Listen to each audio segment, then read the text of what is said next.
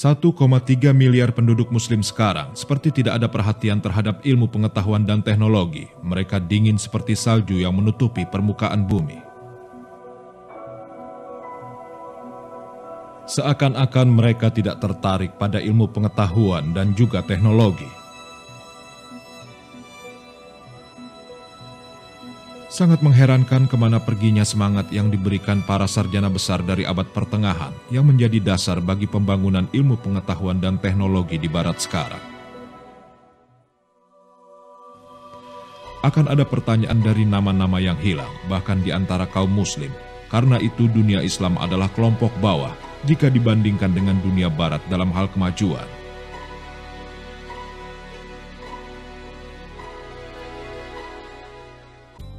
Dilihat, perlu dikaji balik sejarah sains ini.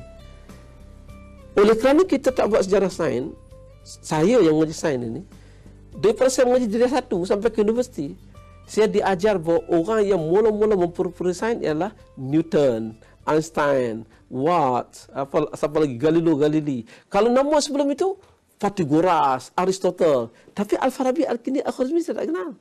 Sebabnya, sains ini dinyatakan oleh dalam minda orang barat, dalam set orang barat, dalam semangat dan falsafah orang barat. Jadi dia takkan cerita tentang Islam. Sumbangan mereka tidak dicatat bahwa barat menggunakan penelitian ilmu pengetahuan yang muncul pada masa Renaissance sampai revolusi industri mengambil alih pada abad ke-18.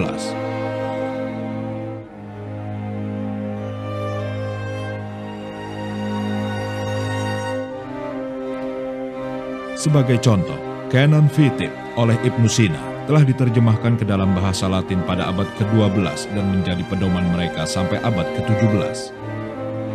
Tanpa itu orang barat tidak pernah mengetahui anatomi manusia, ilmu bedah dan farmakologi. Tetapi William Harvey, sarjana kedokteran barat, menyebut nama Ibnu Sina.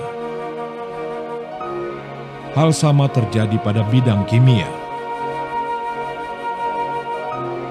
Jabir Hayyan menemukan proses penyulingan pertama di dunia untuk menghasilkan asam-asam penting. Metode penyulingannya memberi sumbangan pada kemajuan dalam industri kimia modern. Ternyata, nama beberapa asam yang digunakan sekarang berasal dari bahasa Arab.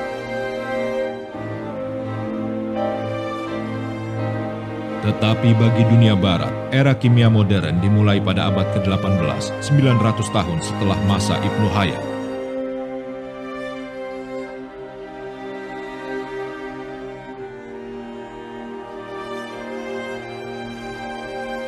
Yang lebih nyata adalah sumbangan Al-Khwarizmi yang menyederhanakan metode perhitungan yang digunakan sekarang. Al-Khwarizmi belajar di sistem angka India 1, 2, 3, 4, 5, 6, 9. Angka Romani ataupun angka Latin bukan guna itu. Latin menggunakan I 2, I 3, I V 4, V 5, VI 6 kan. Dan X 10 dan seterusnya lah. Ada C, ada M dan sebagainya. Jadi kalau kita tengok sistem itu, dia semacam tidak habis. Selepas I habis dia ada V. Habis V dia bagi X. Habis X dia bagi C, M, L. Dan dia berterusan. Nah, kalau kita tengok sistem yang begitu, dia akan jadi macam mana kita nak buat pengiraan. Jadi sistem angka India 1, 2, 3, 4, 5, 6, 7, 8, 9. Bila nak masuk 10, macam mana nak buat? Itu yang diperkenalkan oleh Al-Khwarizmi angka sifar. Bukan angka kosong, angka sifar. Kosong ni dalam segi empty kan, kosong empty. This is not empty. Sifar. Satu nomor, satu angka yang disebut sebagai sifar. Jadi, kalau begitu, pengiraannya senang. 10 jadi 1, 0. 11, ulah 1, 1 kan? Cuba bayangkan. Katakanlah sistem ini tidak diperkenalkan oleh Al-Khwarizmi. Macam mana? I. Sekarang saya nak campur 4 campur 7. IV campur dengan VII. Jadi dia macam mana? Saya tak tahu macam mana nak kira. IV campur dengan VII. Tadi I sini. Jadi macam mana? Tetapi kalau jadi 7, ada 4 campur dengan 7. 4 campur dengan 7, dia lebih daripada angka 10, maka dia akan ambil 1 ke depannya, jadi 1. Lebih dari 1 ditegak ke kiri jadi 1, 1, 11 gitu.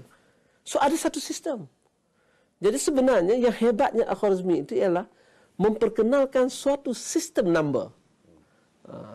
Number itu yang bernama yang kita lihat sekarang ini. Sumbangan Al-Khwarizmi dan sarjana muslim yang lain membuat ilmu pengetahuan bertahan. Ketika terjadi perselisihan antara ilmu pengetahuan dan gereja di Eropa, pemikiran tentang pengetahuan terhambat.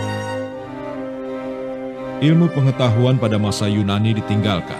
Pada masa itu, sarjana muslim mengambil catatan dan membuat perkembangan dan kemajuan dalam bidang ini. Pengetahuan pada waktu itu menegaskan kandungan dari Al-Quran dalam usaha mereka untuk menjadi sarjana muslim. Al-Quran mengatakan bahawa ilmu itu adalah cahaya. Okey, itu ilmu adalah cahaya. Kemudian saya rujuk pula kepada fizik. Kalau ilmu adalah cahaya, dalam fizik, ya, cahaya ada tenaga. Kalau ada tenaga, dia boleh membawa perubahan kepada orang yang bertenaga. Jadi apa maknanya? Maknanya ilmu itu mempunyai nilai yang tersendiri, kelebihan yang tersendiri. Kalau kita berilmu, kita memahami sesuatu, kita akhirnya akan membawa kepada research, penyelidikan dalam bidang sains, alam fizikal baik, alam manusia baik, hatta bawa kepada alam katakan kerohanian.